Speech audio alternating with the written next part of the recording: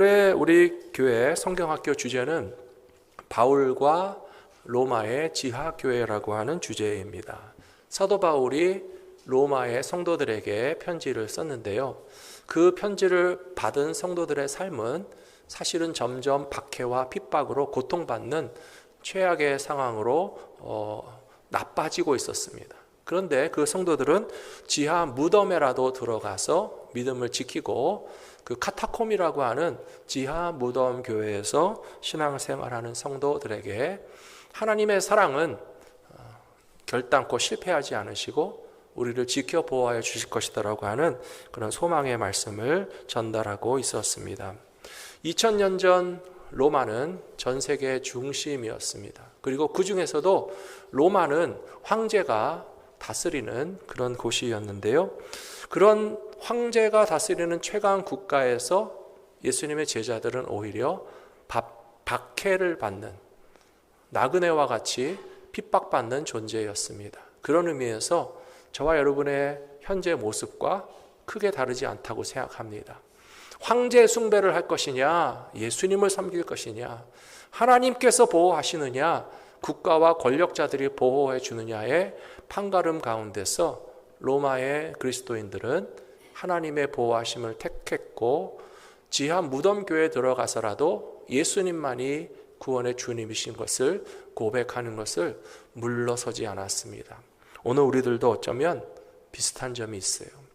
미국은 현재 최강 국가로서 세계에 많은 영향력을 주고 있지만 그러나 우리는 대통령도 아니고 권력자도 아니고 주류 사회에서 앞서 나가는 그런 1등 시민의 대접은 받는 분들이 많지 않죠. 나그네입니다. 이민자입니다. 때로는 신분 문제 때문에 고통받고요. 사회복지의 혜택을 받는다고 해서 우리의 존재를 좀 가볍게 여기는 정말 합당하지 않은 대접을 받을 때도 있습니다. 사랑하는 성도 여러분, 황제를 섬겨야만 복받는 것이 아닙니다. 만물을 창조하신 여호와 하나님께서 우리 아버지 되실 때에 우리에게 평강 주실 줄로 믿습니다. 세상의 권력자들이 우리를 끝까지 보호해 주는 것은 아닙니다. 2000년 전에 그리스도인들은 고난받았으나 지금 로마 제국이 존재합니까? 로마 제국은 무너졌어도 교회와 하나님의 백성들은 영원토록 주님이 지켜주시는 것을 바라보시면서 올해 성경학교의 주제인 바울과 지하교회에 대해서 앞으로 한 달 동안 함께 공부하시는 시간이 되었으면 좋겠습니다. 첫 번째로 사도 바울은 로마교회 성도들에게 하나님께서 우리에게 주시는 최고의 선물이 영원한 생명이라고 힘써서 전하고 있습니다. 함께 읽으신 로마서 6장 23절에 보시면 죄의 대가는 죽음이지만 하나님께서 거저 주시는 선물은 우리 주 예수 그리스도 안에 있는 영원한 생명입니다 라고 하면서 대칭적 대조법으로 설명하고 있습니다. 먼저 죄의 대가라고 하는 표현을 했는데요. 대가가 무엇을 의미하는지 아시죠? 일했으면 반드시 받는 것이 대가입니다.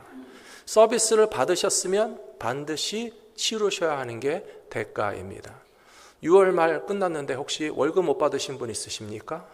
그럼 화가 날 거 아니에요. 찾아가서 얘기할 겁니다. 6월 한 달 동안 열심히 일했는데 왜 대가를 안 주십니까? 주장하고 받아낼 수 있는 것처럼 대가라고 하는 것은 우리가 받을 권리가 있어서 당연하게 받게 되는 것을 의미하는데요. 그러면 죄 지으셨으면 어떻게 해야 되겠습니까? 죄 지으신 분들 어떻게 해야 되겠어요? 죽어야죠. 죄의 대가는 죽음이다 라고 말하고 있어요.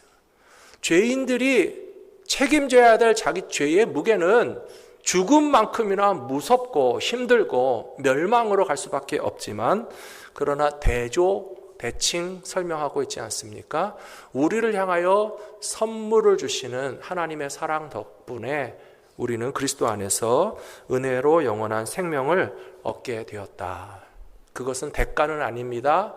받을 자격이 없어도 선물로 주시는 하나님의 은혜와 사랑에 감사하며 살아가시는 저와 여러분들이 되시기를 축복합니다. 최근 뉴스에 보니까 텍사스의 어떤 레스토랑에 매일 찾아오는 2차 대전 참전 용사가 있으셨다고 합니다. 나이 많으신 미국 할아버지이신데요. 인상은 굉장히 험악하고 또 전혀 인사도 잘 하지 않으며 매일 찾아와서 소박한 음식을 주문해 놓고 컴플레인이 제일 많은 손님이었다고 합니다. 심지어 팁도 안 주는 때가 훨씬 많았던 이 월터라고 하는 분이 매일 찾아왔는데요. 멜리나라고 하는 웨이트리스는 다른 모든 서버들이 회피할 때 이 월터 할아버지에게 Good morning, how are you? 항상 인사하면서 어떤 불평을 한다 할지라도 그 레스토랑에서 제공할 수 있는 최고의 친절함으로 환대해 줬다고 합니다. 어느 날 월터 할아버지는 돌아가셨습니다. 월터 할아버지의 대리인 변호사가 식당에 찾아왔습니다. 멜리나 웨이트레스를 찾아서 고인이 남기신 캐시 5만 불과 차 한 대를 선물로 줬다고 그래요. 놀라지도 않으시는군요. 팁도 안 내는 컴플레인 제일 많은 월터 할아버지가 멜리나에게 메모를 남겼습니다. 당신은 나에게 진심으로 대해준 유일한 사람이었다. 여러분, 컴플레인 많이 하는 사람에게 더 친절하게 하시기 바랍니다. 선물을 받으시게 될 줄로 믿습니다. 평생을 살면서 많은 죄악을 쌓아서 살아가는 인생들은 사실은 자기 죄값을 치르려면 죽음과 심판밖에 없습니다.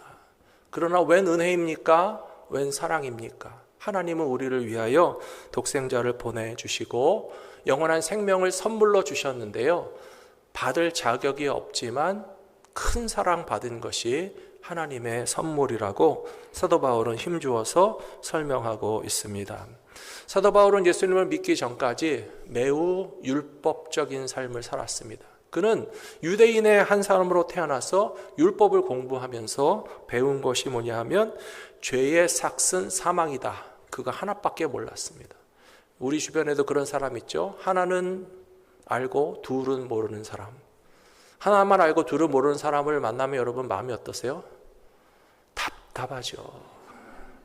하나만 알고 둘은 몰라요. 죄의 삭은 사망이에요. 맞습니다. 그러나 하나님의 은혜는 영생입니다. 사도 바울이 그것을 알지 못할 때에는 비판하는데 선수였어요. 남의 트집을 잡아서 잘못을 정죄하면서 하나님의 율법으로 따지면 이거 잘못됐고 저거 잘못됐으니까 이러면 되겠냐라고 언제나 남을 비판하고 정죄하는 것에는 1등으로 앞서는 사람이었지만 그것이 예수님의 교훈에는 완전히 정반대인 것을 깨닫지 못했습니다. 예수님이 늘 말씀하신 산상수훈 7장 2절, 마태복음 7장 1절에 뭐라고 되어 있습니까? 너희는 비판을 받지 아니하려거든 비판하지 말라. 너희가 비판하는 그 비판으로 너희가 비판을 받을 것이요 너희가 헤아리는 그 헤아림으로 너희가 헤아림을 받을 것이다 라고 말씀하신 것을 깨달았더라면 사도 바울은 그런 삶을 살지 않았을 것입니다. 사랑하는 성도 여러분, 사도 바울이 뒤늦게 깨닫고서 뭐라고 고백했습니까? 나는 죄인 중에 괴수라고 그랬어요. 그 전까지는 나는 잘못한 거 하나도 없다. 율법으로 보면 나는 의로운 사람이다. 언제나 남을 가르치고 남을 지적하고 남을 책망하는 데 앞장서던 사람이 내가 죄인 중에 괴수라고 고백하게 되었던 것처럼 하나님의 사랑을 선물로 받으면 그 사람이 변화되게 될 줄로 믿습니다. 어떤 분이 2021년 말기 신부전으로 투석을 받던 이보영이라는 여자분이 계셨어요. 그분은 남편으로부터 신장 이식을 받기로 준비했는데 수술 전에 검사하다 보니까 위암이 발견됐습니다. 위암이 발견된 후에 먼저 이것을 수술로 해결을 하고 회복된 다음에 남편에게 약속받은 신장 1개를 이식을 받아서 건강하게 생활하고 있다고 그래요. 그분이 하신 말씀이 나는 남편에게 받았지만 나보고 남편에게 주라면 나는 못 줄 것 같다. 내 남편은 정말 훌륭한 사람이다. 나를 살리기 위하여 신장 하나를 떼어줬으니까 앞으로는 사랑하는 남편과 함께 건강하게 행복하게 오래오래 사는 것이 소원이라고 이야기했다고 합니다. 또 다른 분의 이야기도 있습니다. 강원도 홍천에 사시는 박정재 씨는 2020년 말기에 신부전증으로 투석을 받고 있었는데요. 온 가족 중에 주고 싶어도 건강 상태가 맞는 사람이 아무도 없어서 신장 이식을 받지 못하는 상태였습니다. 그런데 남기범이라고 하는 초등학교 친구, 55년 동안 친구였어요. 내 친구가 이렇게 신장 투석을 하면서 고통스럽게 살아가는데 내 거를 줘도 되나 확인해보고 받을 수 있다고 그래서 두 친구는 함께 수술대에 누워서 한 사람 거를 띄어서 한 사람에게 주고 친구를 살려냈다 하는 기사를 제가 보았습니다. 우리가 받을 수 있는 선물은 여러 가지가 있습니다. 큰 선물, 작은 선물, 또 돈을 선물로 받을 수도 있고요. 손으로 쓴 편지도 선물로 받을 수 있겠죠. 하지만 선물 중에 가장 귀한 선물은 생명을 살리는 선물이에요. 가족을 위해서도 신장 하나 띄워주는 거 쉽지 않습니다. 친구를 위해서 내 신장을 띄워준 사람은 대단하신 분입니다. 하지만 예수님은 예수님의 생명을 내려놓으시고 저와 여러분을 살려주셨어요. 세상에 이거보다 더 큰 사랑과 선물이 어디 있겠습니까? 이 복음의 진리를 기억하시면서 사도 바울과 로마 교회 성도들과 같이 하나님이 내게 주신 최고의 사랑의 선물은 영생이다 라고 하는 사실을 분명히 깨닫고 살아가시는 저와 여러분들 되시기를 축복합니다. 두 번째로 하나님의 사랑은 우리를 위하여 독생자를 선물로 주심으로써 실현되었습니다. 여러분, 주변에서 누군가 나에게 사랑한다, 사랑한다 말은 하는데 말로만 사랑하면 좋아요, 안 좋아요? 그래도 좋아요? 여러분, 사랑한다, 사랑한다 말은 하는데 말로만 사랑하는 게 좋습니까? 정말 무슨 사랑을 구체적으로 표현하는 게 좋으십니까? 표현해야 되겠죠? 표현하시기 바랍니다. 받으려고 하면 하지 말고 왜 나한테 말로만 사랑한다고 해? 라고 하지 마시고 사랑은 표현해야 되는 거예요. 하나님의 사랑도 마찬가지입니다. 하나님의 사랑이 성경에 기록되어 있는데 사랑한다, 사랑한다 말로만 하시고 하나님 도대체 저를 어떻게 구체적으로 실제적으로 사랑하시는 겁니까? 라고 묻는다면 요한 1서 4장 9절 말씀처럼 하나님의 사랑이 우리에게 이렇게 나타난 바 되었으니 하나님이 자기의 독생자를 세상에 보내심은 그로 말미암아 우리를 살리려 하심이라. 하나밖에 없는 아들을 주는 사랑보다 더 큰 사랑이 어디 있겠습니까? 사랑하는 성도 여러분, 이 사랑을 피부로 느끼시고 마음으로 느끼시고 온몸으로 깨달아서 하나님께 감사하며 살아가실 수 있는 믿음의 백성들이 되시기를 축복합니다. 한국에는 소망교도소라고 하는 기독교 민영 교화 시설이 있습니다. 국가에서 운영하는 교도소도 있는데 기독교 단체가 힘을 모아서 민간 교정시설 소망교도소를 운영하고 있는데요. 거기에 총괄 부소장으로 일하시는 분은 박효진 장로님이세요. 이 박효진 장로님의 간증을 제가 들었는데요. 이분은 평생 동안 일반 국가 그 교정시설의 그 간수 또 뭐라 그러죠? 교정 공무원으로 일하셨던 분이에요. 이분은 신앙생활을 했기 때문에 감옥 안에 들어온 흉악범들 바라보면서 이 나쁜 놈들 세상에서 죄를 많이 짓고 깜빵에 들어왔으니까 좀 정신 차리고 나가야 된다 하는 자세로 항상 교정 업무를 보셨고 본인은 크리스찬이기 때문에 나는 법 없어도 살 수 있는 크리스찬이다 하는 생각을 가지고 사셨다고 그래요. 근데 어느 날 감옥에서 그 죄수들을 관리하는 가운데 어떤 사형수가 있었는데 살인을 저지르고 사형 언도를 받고 감옥 생활하는 사람이 그 감옥 안에서 모이는 예배에 참석했다가 예수를 믿게 됐다고 그래요.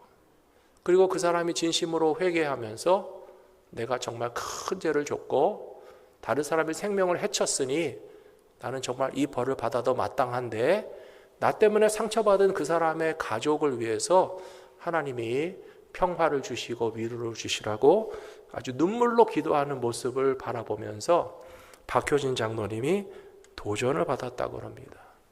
아니, 저 나쁜 놈이 예수 믿고 정신 차렸네, 진짜로 회개하는 거 맞나 하는 생각을 바라보는데요, 정말 진실하게 회개하고 진실하게 자기 때문에 피해당한 사람을 위해서 기도하는 그 사형수를 바라보면서 하나님의 음성을 듣게 됐다고 그래요. 효진아, 너와 저 사람이 내가 보기에 다를 것 같으냐? 너는 감옥의 간수로 교정 공무원으로 일하고 있고 교회도 다니고 장로인데 스스로 생각할 때는 죄가 없다고 생각하지. 저 사람은 사형수야, 살인범이야. 저 사람도 회개하면 내가 용서해 주는 것이고, 너도 허물이 있고 죄가 있으면 회개하면 용서받는 것이다 하는 주님의 마음이 느껴지면서 이 박효진 장로님이 크게 회개하셨다고 그래요. 감옥의 죄수들이라고 해서 내가 호통치고 야단치고 정죄하고 이 나쁜 죄인들아 라고 할 수 있는 자격이 없는 사람이구나 라고 하는 것을 깨닫고 성실하게 친절하게 그 죄수들을 잘 교화하시다가 지금은 기독교 소망교도소의 총괄 부소장으로 일하신다 하는 말씀을 들었습니다. 저는 이분의 이야기를 읽으면서 사도 바울과 굉장히 비슷하다는 생각이 들었습니다. 사도 바울이 율법주의자일 때 스데반 집사를 돌로 쳤죠. 예수를 믿는 스데반은 돌에 맞아 죽어도 된다라고 생각하던 사람이 참 놀랍게도 스데반 집사님이 순교할 때 그 모습이 어땠습니까? 그 얼굴이 천사같이 빛이 났다 그랬어요. 스데반 집사는 하늘이 열렸다, 부활하신 예수님이 저 위에 보인다, 나는 돌에 맞아 죽지만 그러나 하나님께서 나를 영원한 생명과 부활로 인도하실 것을 믿는다라고 그렇게 천사 같은 모습으로 순교했잖아요. 사도 바울이 나중에 어떻게 회심하게 되었을까요? 부활하신 예수님이 나타나셔서 사울아 사울아 어찌하여 네가 나를 핍박하느냐 만나주신 덕분이기도 하지만 이 예수님이 스데반 집사가 믿던 그 예수님이구나. 스데반 집사를 내가 생각할 때는 죄인이라고 생각해서 돌에 맞아 죽어도 된다고 생각했는데 그 사람의 얼굴이 천사같이 빛나던 것은 바로 지금 나를 만나주신 예수님을 만났기 때문이구나 하는 것을 깨닫고 사울이 회심하여 사도 바울이 된 것이 아니겠습니까? 사랑하는 성도 여러분, 우리들이 감옥 안에 들어가지 않았다고 해서 나는 죄가 없다라고 큰 소리를 칠 수 있는 사람은 아무도 없습니다. 하나님의 은혜로 영원한 생명을 얻게 된 줄로 믿습니다. 하나님의 귀한 선물에 감사하며 살아가시는 주의 백성들이 다 되시기를 축복합니다. 세 번째로 하나님의 선물은 기쁨으로 받은 사람들이 어떤 시련과 풍파도 넉넉히 이겨낼 수 있게 하는 그런 힘이 있습니다. 이번 성경학교의 주제가 사도 바울과 로마의 지하교회라고 말씀드렸잖아요. 교회 다니신 분들은 이 로마에 있는 카타콤에 대해서 다 들어보셨을 거예요. 제가 이 성경학교를 준비하면서 과연 크리스찬들은 로마에서 언제부터 지하에 있는 무덤에 들어가서 신앙생활을 하게 되었나 자료를 찾아봤습니다. 그랬더니요, 처음부터 무덤에 들어간 건 아니라고 그래요. 처음에는요, 집에서 모였습니다. 우리처럼 번듯한 예배당이나 교회가 있었던 것은 아니고 예수의 제자들이 누구네 집 모이거나 혹은 회당을 좀 빌려서 모이거나 그러면서 모였었는데 이제 로마 황제들이 대대로 박해를 많이 했잖아요. 네로 황제의 박해라든지 여러 황제들의 박해를 통해서 예수님을 믿는 제자들이 원형 경기장에서 사자밥이 되고 검투사의 칼날에 쓰러져서 죽게 되었습니다. 그러면 죽은 성도들을 어떻게 해야 되겠습니까? 다른 살아남은 믿음의 형제 자매들이 그 카타콤, 로마의 지하 무덤으로 모시고 가서 시신을 수습하고 안장했겠죠. 그런 일들이 반복되다 보니까 로마에 있는 크리스찬들이 깨닫게 된 것이 있어요. 바깥은 위험한데 무덤 속이 더 안전하구나. 아무리 악독한 로마의 군인들이라 할지라도 죽어서 장사 지내는 크리스찬들을 무덤까지 쫓아와서 잡아가는 일은 없어요.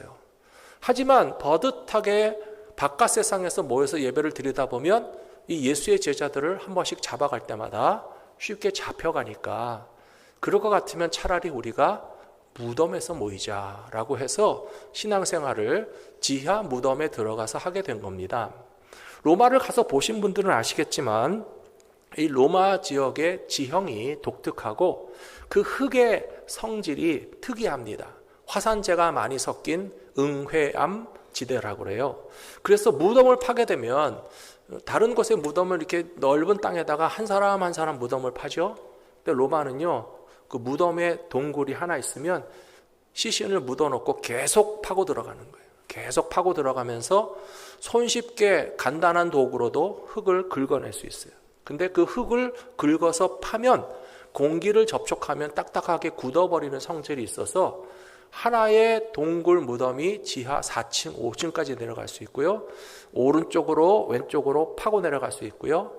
로마에서 발견된 지하 무덤 가운데는 그 소간의 길이가 20km나 되는 무덤도 있다고 그래요. 20km가 되고 4층, 5층으로 파고 내려간 지하 무덤에 들어가서 숨으면 잡을 수 있겠어요? 없겠어요? 못 잡겠죠. 근데 문제는 뭔지 아십니까? 들어간 사람이 나오지도 못한다는 거예요. 불을 켜야 되는 거예요. 요즘처럼 뭐 플래시를 탁 켜고 뭐 스마트폰을 켜고 뭐 전기불을 켤 수 있겠습니까? 작은 등불에 의지해서 햇빛이 한 점도 들어오지 않는 4층, 5층 지하에 20km 개미굴같이 파여있는 지하 무덤에 들어가서 신앙을 지켰던 사람들이 크리스찬들이에요. 그렇다고 해서 그분들이 그냥 고통과 절망뿐이었느냐? 그렇지 않다는 거예요. 사도 바울이 지금 로마에 있는 크리스찬들에게 편지 쓰고 있잖아요. 8장 38절에 뭐라고 되어 있습니까? 내가 확신하노니 사망이나 생명이나 천사들이나 권세자들이나 현재일이나 장래일이나 능력이나 높음이나 깊음이나 다른 어떤 피조물이라도 우리를 우리 주 예수 그리스도 안에 있는 하나님의 사랑에서 끊을 수 없으리라 라고 편지 썼습니다. 이 말씀의 의미가 좀 다르게 느껴지지 않습니까? 지하 무덤 카타콤에서 신앙생활하는 성도들은요, 바깥에서 모여서 예배드리다가는 잡혀가기 쉬운데 우리 지하 무덤에서 주일날마다 모여서 예배드리자. 아무리 악독한 로마 군인들이라도요, 무덤 속까지 쫓아오지는 않아요. 무덤으로 모여드리는 사람들을 바라보면서 하나님께 예배드린다고 생각하지 못했고 그냥 누구 장사 지내나 보다 생각했을 뿐이에요. 예수를 믿는 제자들이 자유롭게 드나들 수 있는 것은 지하 무덤밖에 없었어요. 그분들은 성찬식도 성도의 무덤 속에 있는 그 관뚜껑 위에다가 성찬을 올려놓고 떡과 잔을 나눴다고 그래요. 오죽했으면 그 캄캄한 지하 동굴 무덤 안에서 성도의 관뚜껑 위에다가 떡과 잔을 올려놓고 성찬식을 가졌겠습니까? 그런데도 불구하고 그 카타콤에 가보시면요, 많은 기독교의 흔적과 신앙 고백의 흔적이 있어요. 여러분, 물고기 모양, 우리 성경학교 그 교재에도 보시면 물고기 모양이 나올 텐데요. 이 물고기 모양을 가리켜서 익투스라고 그러잖아요. 익투스라는 말 들어보셨죠? 자동차에 붙이고 다니시는 분 있지 않습니까? 이 익투스라는 말은 단어 자체로는 라틴어로 물고기라는 뜻이에요.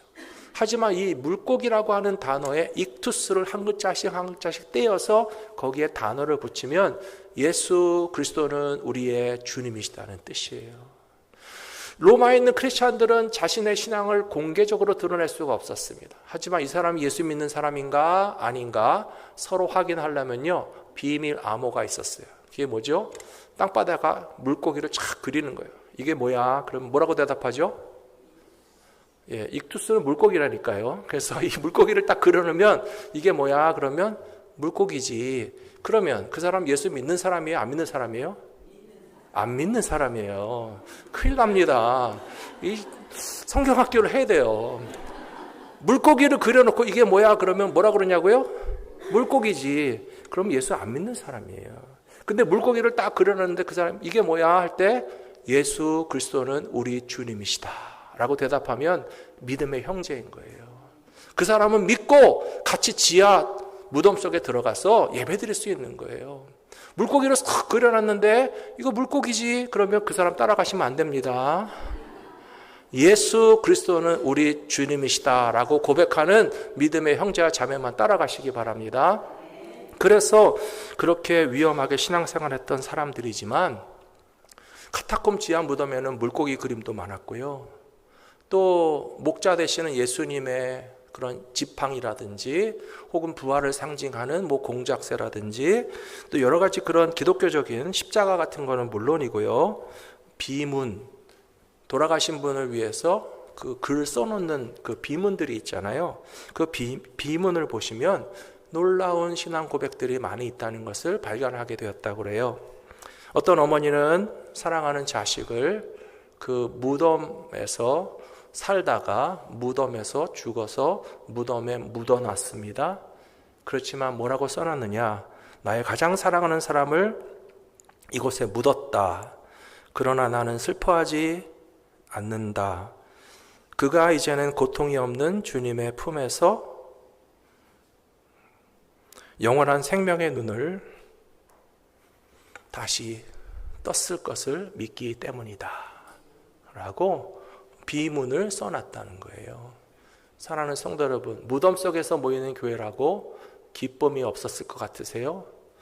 무덤 속에서 모이는 교회라고 감사가 없었을 것 같으세요? 무덤 속에서 모이는 교회 성도들도요, 하나님께 감사했어요. 찬송했어요. 기뻐했어요. 즐거워했어요. 그런데 우리는 무덤도 아닌 이렇게 멀쩡하고 좋은 예배당에서 아무리 찬송하고 기도하고 예배해도 아무도 잡아가지 않는데 감사하지 않으면 부끄럽지 않겠습니까? 기뻐하지 않는다면 창피한 일 아니겠습니까? 하늘나라의 소망을 가지고 살아가는 사람들은 환경과 조건에 지배를 당하지 않습니다. 황제의 궁에 초청해주면 감사하고 지하 무덤 교회에 들어가서 신앙생활하면 쪼그라듭니까? 그렇지 않습니다. 사도 바울은 로마에 있는 성도들에게 편지하면서 하나님이 우리에게 주신 최고의 사랑의 선물은 영생이다 라고 선포했고요. 그 성도들은 무덤 안에서도 아멘 하고 받으면서 우리는 죽어도 사는 하나님의 사랑받은 존재라고 하는 것을 기뻐하고 즐거워했던 것처럼 우리들도 그런 믿음의 삶을 살기로 다짐하면서 하나님 앞에 예배해 드리시는 저와 여러분 모두가 되시기를 축원합니다.